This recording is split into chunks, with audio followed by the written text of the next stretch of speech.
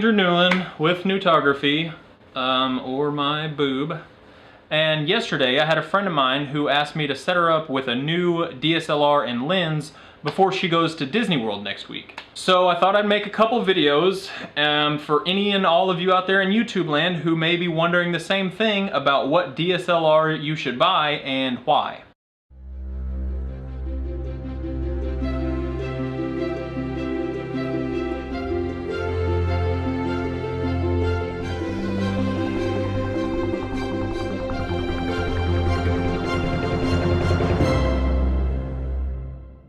So we ended up getting her a Nikon D800 with a Tamron 18 to 270 millimeter lens. She had been a Canon shooter for over a decade prior to that, but she had never gotten too technical with it. So switching from Canon to Nikon wasn't going to be that big of a deal for her. And it was a very big upgrade from her old Canon Rebel. Myself being a Nikon shooter, I obviously was recommending a Nikon to her because she asked my opinion and Nikon was my personal preference. I also recommended the 18 to 270 millimeter lens to her because on her Canon she had the kit lens, which was an 18 to 55, and then she had a 70 to 300 millimeter lens. So instead of having those two lenses from 18 to 300, setting her up with that 18 to 270 was really going to help her out and just have a go-to just shoot all camera lens that she just wouldn't have to worry about fumbling around with lenses. And this was well within her budget of about $900. We found the D5000 on Craigslist in amazingly great condition used for $300. It was almost brand new. It had 80% of its shutter life left on it, and it was just in phenomenal condition. And for $300, I mean, we couldn't pass that up. And she bought the Tamron lens on Amazon brand new, and she saved some money there. And in total, I think she spent around $750 to switch and upgrade to a different system, and she'll be able to sell some of her old stuff. So it was just a really good upgrade and a steal for her price-wise. So now the big question is, which DSLR should you buy and why? What I will say is that the DSLR or camera body is not really what's most important. What's most important is your lenses and your lens selection based on what kind of photography you do. So we're gonna split this up into two videos. This first one, we'll go over the DSLRs that are out on the market today and which one you should buy. And in the next video about lenses, we're just gonna go over what lens would work best with you depending on your style of photography and what you're gonna be taking pictures of. So for DSLR camera bodies, I shoot Nikon, so obviously this video is gonna be a little bit biased towards Nikon. But to be completely honest, you cannot go wrong nowadays with all the cameras that are out on the market. There is so much packed into these little cheap camera bodies that you will never need to use or know how to use. So your choices really aren't right or wrong. It's just whatever fits you better, you know, whatever feels good in your hand. And like I said, it's more about the lenses. Some manufacturers have more of a lens selections than others. So yeah, you really can't go wrong with your DSLR selection. But one choice may be better than another for you, so we're gonna go over all the ones that are out on the market today and see if we can find the camera that best fits your needs. Nowadays, all these camera manufacturers are pumping out new camera models on the shelves like faster than bread or milk in the grocery store. It's crazy, and they just have so many features at such a low price point that it's an amazing time to get into photography. So the most important thing is really just to find out your budget and then figure out what camera fits you best in that price range. There are plenty of YouTube channels out there that go really in depth with all these cameras that are out on the market today, and they just throw specs and stuff at you that you don't really need to know, and they just confuse you. So I'm just gonna try to shoot it to you straight and simple and tell you what you need to know so we can get you out there shooting. Now, for the lower end consumer line, Nikon has the D3200 and the D5200. Both of these are 24 megapixel cameras with full 1080p HD video and all that good stuff. The D3200 is priced around $550 new, and the D5200 is anywhere between $700 and $800 new, depending on where you get it, what kind of sale, and that kind of stuff. The D5200 is obviously the better camera since it's more expensive, but not by a lot. It just has a few bells and whistles that the 3200 doesn't have, and slightly better performance overall. The main selling point for the D5200 is what Nikon calls the vari-angle display. Basically, this is just a tilt and swivel display screen that helps you whenever you want to get high at a concert and see what you're shooting, or shoot down low for landscapes.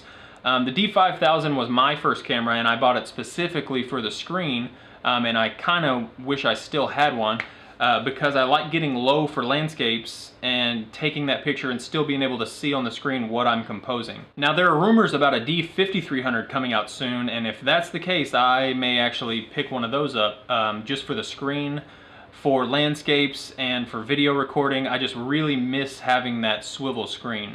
Both the D5200 and the D3200 have great low light performance. The D5200 goes up to 25,600 ISO. The D3200 goes up to 12,800 ISO. The D5200 has 5 frames per second burst mode. The D3200 is at 4 frames per second. They both get about 500 shots per battery charge. The D5200 has a built-in HDR mode that I've heard good things about, so if you're interested in trying to learn HDR photography, first of all, I'll have a tutorial on HDR photography. It's kind of one of my specialties. But if you're into HDR photography, or if you want to get into HDR photography, this may be a good starting point for you. These are both incredibly amazing cameras that I would not hesitate to take on a paying gig and shoot with at any time. The one downside I will say is that Nikon kind of puts a crappy lens in front of their amazing sensors. The 18-55 kit lens is just really not that great. They sell for like 50 bucks on Craigslist all the time. And I mean, I go through them, I throw them on there whenever I know I'm going to be doing something crazy or my camera might get a little beat up.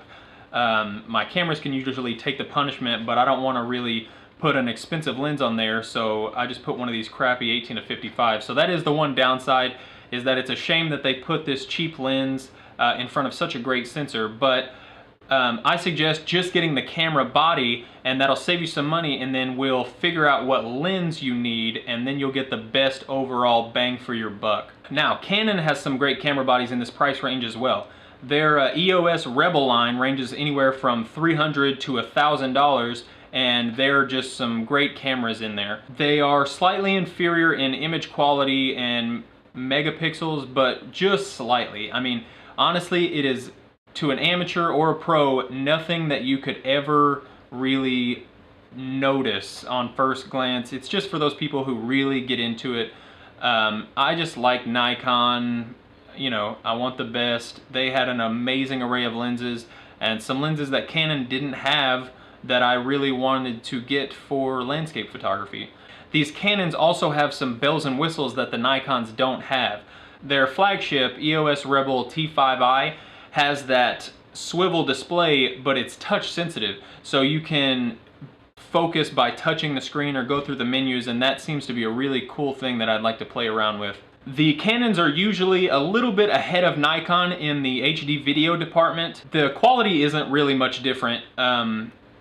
Like I said, the Nikon sensors are a little bit better, but they do have some quirks and bells and whistles that the Nikons don't have. These things aren't something you would really notice, so we're not going to get into them. It's just kind of knick-knack stuff that DSLR video guys are kind of all big about, but it's not really that important.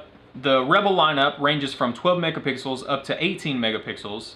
So like I said, the image quality is a little bit less, but not really so much less that you would notice. And honestly, no one really needs more than like 12 megapixels. I shoot professionally, and most of the longtime professionals that I'm shooting with are shooting with 12 megapixels or lower with amazing results. So the megapixel isn't really all that big of a deal unless you're really technical and just set on getting the most megapixels for your money. Besides Nikon and Canon, there are a few other brands. The only ones I think that are worth talking about are Sony and Pentax. The Pentax K30 is probably the best bang for the buck overall. It's just got a lot packed into a really cheap camera system. And like I said, I'm a Nikon shooter, so really the reason Nikon and Canon are so much bigger is just because they have such a greater selection of lenses to choose from. I mean, your camera body is going to change all the time, but lenses are something you invest in and last you a lifetime. Sony's really introducing some cutting edge stuff, especially in this price range. Their A77 model is like around $900, and it's a 24 megapixel camera that does blazing fast 12 frames per second burst mode, which is pretty crazy since that's as fast or faster than the top of the line $6,000-7,000 Nikon or Cameron Pro cameras. Okay, since you're here wondering what camera you should buy, I'm just gonna guess that you're not gonna be spending a whole lot of money on a new camera, so we're not gonna get too far into the upper echelon cameras from these manufacturers. I will touch on a few of the really incredible cameras that these manufacturers offer if you're just looking to get the best camera money can buy. So one step up in the Nikon line is the D7100. I'm recording on a D7000 right now, which is the first generation of that camera line, and I absolutely love it. It's one of the most popular cameras, and I mean, for a good reason. It's an amazing camera.